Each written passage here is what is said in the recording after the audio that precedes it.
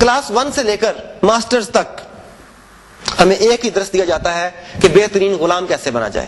ہمیں بتایا جاتا ہے کہ بہترین نوکری کیسے ملے گی. نوکری لفظ نوکر سے نکلا ہے، بالکل ویسے ہی جیسے سلیوری اور سلیو. آپ کے گھر جو نوکر کام کرتے ہیں، آپ جو ان کی عزت کرتے ہیں، وہی عزت آپ کی ہوگی جب آپ نوکری کریں گے. تو آپ کو امپلائر بننا نہیں، امپلائی بننا سکھایا جاتا ہے. مجھے ایک بہت بڑی یونیورسٹی کی MBA کی کلاس میں بلوایا گیا. میں وہاں پہنچا تو وہاں 128 طلباء زیر تعلیم تھے. میں نے ان سے پوچھا آپ کیا کر رہے ہیں؟ انہوں نے کہا MBA masters in business administration. میں نے پوچھا کہ تعلیم مکمل کرنے کے بعد آپ کیا کریں گے؟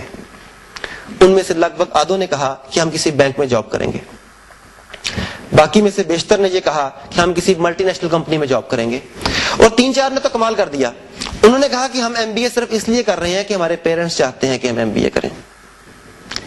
حیرانی کی بات کہ ان 128 بندوں میں سے کوئی ایک آدمی بھی ایسا نہیں تھا جو اس لیے MBA کر رہا ہو کہ وہ اپنے بزنس کی دیکھ بھال کرے گا، اپنے بزنس کو لک آفٹر کرے گا. وہ 16 سال تعلیم اس لیے حاصل کر رہے ہیں کہ کسی اور کے بزنس کو لک آفٹر کریں گے. یہ ہے ہمارا ایجوکیشن سسٹم اور یہ ہے تعلیم جو ہمیں دی جا رہی ہے. اقبال نے بالکل صحیح رونا رویا تھا. کہتا ہے شکایت ہے یارب مجھے خدا بندان مکتب سے، سبق شاہی بچوں کو دے رہے ہیں خاک بازی کا. یاد رکھیے سلیوری کسی بھی فارم میں ہو انتہائی بری ہے. کہا کہ جاتا ہے کہ اب عہد غلامی ختم ہو گیا، اب ہم ایک آزاد دنیا میں سانس لے رہے ہیں، لیکن ایسا نہیں ہے. میری رائے میں سلیوری یا غلامی آج پہلے سے بھی بدترین شکل میں موجود ہے. چند 100 سال پہلے جسمانی غلامی ہوتی تھی، غلاموں کی منڈیاں لگتی تھیں، غلاموں کو زبردستی پکڑ کر لایا جاتا تھا، انہیں پنجرے میں بند رکھا جاتا تھا، سلاخیں پہنائی جاتی تھیں، ان کا بازار لگتا تھا.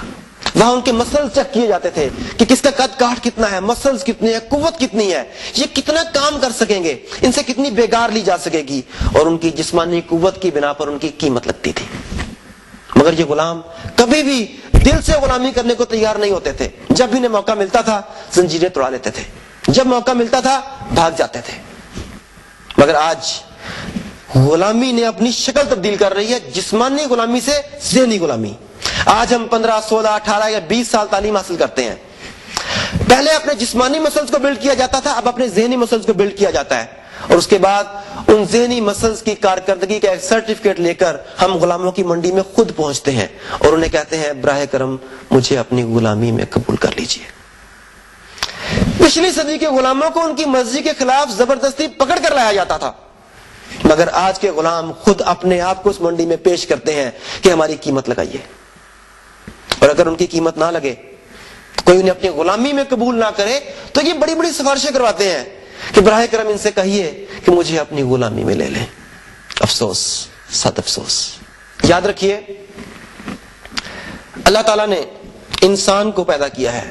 اللہ تعالیٰ قرآن مجید میں اپنا تعارف کرواتا ہے احسن الخالقین کے نام سے، تمام خالقین میں سے بہتر خالق. اور انسان جو اللہ تعالیٰ کی تخلیق ہے وہ کسی بھی طور پر کمتر نہیں ہو سکتی. اللہ تعالیٰ نے انسان میں یہ خاصیت رکھی ہے کہ انسان جس چیز کے بارے میں سوچ سکتا ہے اسے حاصل کر سکتا ہے. اگر انسان ہواؤں کو تسخیر کرنے کا سوچتا ہے تو رائٹ برادران ہمیں ہوائی جہاز بنا کر دکھاتے ہیں. اگر انسان اپنی راتوں کی تاریکی کو بدلنا چاہتا ہے تو تھامس ایڈیسن ہمیں بلب کا تحفہ دیتا ہے. اگر انسان اپنی آواز دنیا کے ایک کونے سے دوسرے کونے تک پہنچانا چاہتا ہے تو مارکنی ہمارے اس خواب کو عملی تعبیر دیتا ہے. آپ نے دیکھا انسان جو سوچتا ہے، انسان جو سوچ سکتا ہے اسے حاصل کر سکتا ہے. جب اللہ تعالیٰ نے ہمارے اندر یہ صلاحیت رکھی ہے تو پھر ہم چھوٹا کیوں سوچیں؟ چھوٹا سوچیں گے تو چھوٹا پائیں گے. آپ سے ایک کہانی شیئر کرنا چاہتا ہوں. کہتے ہیں کہ ایک آدمی کو جن قابو کرنے کا بہت شوق تھا. اس نے 10 15 20 سال ریاضت کی، کوشش کی، بڑے چلے کاٹے، مگر کوئی جن قابو نہیں آیا.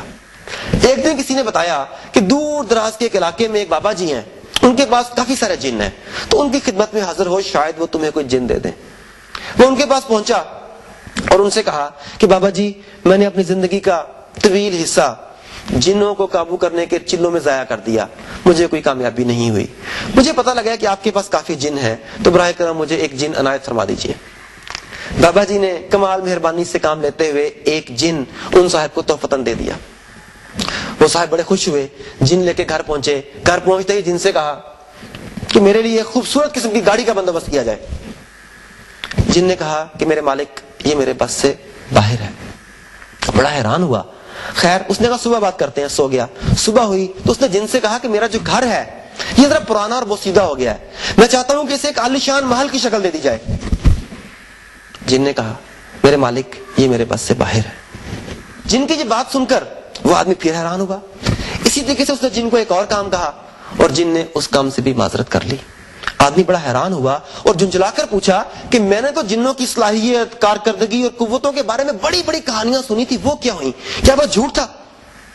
جن نے کہا میرے آقا آپ نے جو سنا وہ بالکل ٹھیک تھا, لیکن اس سے پہلے میں جس مالک کے پاس تھا اس نے مجھے چھوٹا بنا کر رکھا تھا. وہ مجھے کہتا تھا چھوٹے چائے لے آؤ, چھوٹے پان لے آؤ, چھوٹے میری ٹانگیں دبا دو, چھوٹے میرے سر پہ تیل لگا دو. اس نے مجھے چھوٹے چھوٹے کام کرا کر چھوٹا بنا کر رکھا. اس کے نتیجے میں میری صلاحیتوں کو زنگ لگ گیا اور اب میں کسی بڑے کام کے قابل نہیں رہا. تو اس نے کہا کہ اے میرے مالک, اور میں آپ سے کہہ رہا ہوں کہ اے میرے دوستو, اپنے آپ کو اور اپنے اندر چھپے ہوئے جن کو پہچانے, ورنہ ساری زندگی چھوٹا بن کر زندگی بسر کرنی پڑے گی. کامیابی یا ناکامی فیصلہ آپ کے ہاتھ میں ہے.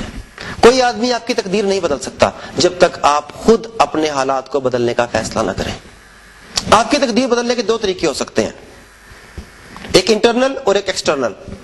اس کی مثال دینے کے لیے میں آخر میں ایک چھوٹی سی کہانی اور سنانا چاہوں گا جس سے آپ کو بآسانی اندازہ ہو جائے گا کہ آپ کو اپنی شناخت کو پانے کے لیے کیا کرنا ہے. کہتے ہیں کہ ایک ٹرینر کسی گاؤں سے گزر رہے تھے, ان کی گاڑی خراب ہو گئی. انہوں نے گاڑی وہاں کھڑی کی اور مدد کے لیے ادھر ادھر دیکھا, تو مدد کے لیے دیکھتے دیکھتے ان کی نظر ایک بابا جی پر پڑی جو وہاں بیٹھے حقہ پی رہے تھے اور ان کے پاس بے شمار مرغی کے بچے کھیل رہے تھے. اور حیرانی کی بات یہ کہ ان مرغی کے بچوں میں ایک باز کا بچہ کھیل رہا تھا. وہ صاحب بڑے حیران ہوئے, اپنی پریشانی بھول گئے, گاڑی کا غم بھول گئے اور سیدھے بابا جی کے پاس پہنچ گئے. بابا جی سے حیران ہو کر پوچھا, بابا جی آپ نے یہ خلاف فطرت کام کیسے کر دیا کہ یہ باز کا بچہ مرغی کے بچوں کے ساتھ کیسے کھیل رہا ہے؟ بابا جی مسکرائے. انہوں نے کہا ایسی کوئی بات نہیں, یہ مرغی کے بچے ایک دن کے تھے. میں ایک پہاڑ کے نیچے سے گزر رہا تھا, وہاں مجھے یہ باز کا بچہ پڑا ہوا ملا, یہ بھی ایک دن کا تھا. میں نے اسے اٹھایا, ترس کھایا اور اسے بھی لا کر مرغی کے بچوں کے ساتھ رکھ دیا. جب اس کی آنکھ کھلی تو اس نے اپنے آس پاس مرغی اور مرغی کے بچے دیکھے. اس نے سمجھا کہ یہی میری ماں باپ ہیں اور یہی میرے بہن بھائی ہیں. تو انسان اپنے انوائرمنٹ سے, اپنے آس پاس سے, اپنی فیملی سے بہت کچھ سیکھتا ہے. جب اس نے دیکھا کہ مرغی اور دیگر چوزے زمین سے دانہ دن کا اٹھا اٹھا کر کھا رہے ہیں تو اس نے بھی زمین سے اٹھا اٹھا کر کھانا شروع کر دیا.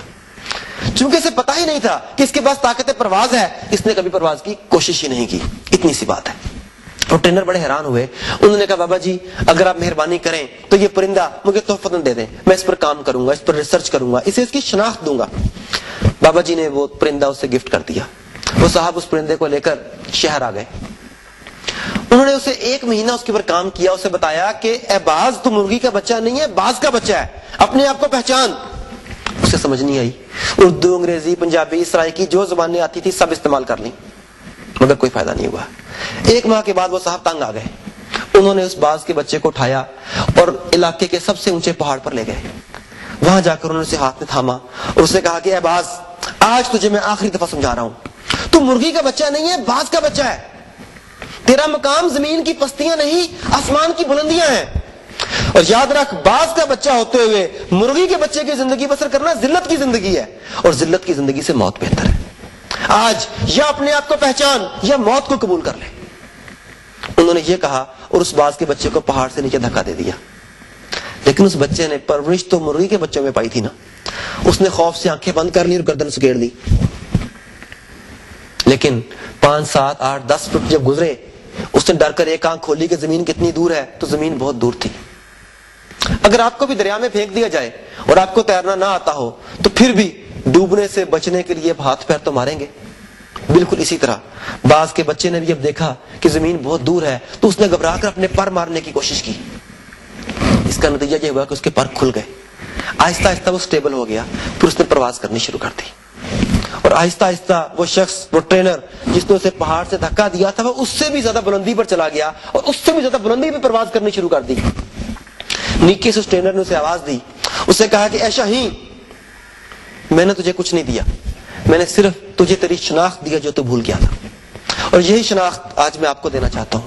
اپنے آپ کو پہچانیے اس سے پہلے کہ آپ کو پہاڑ سے دھکا دیا جائے. Thank you very much.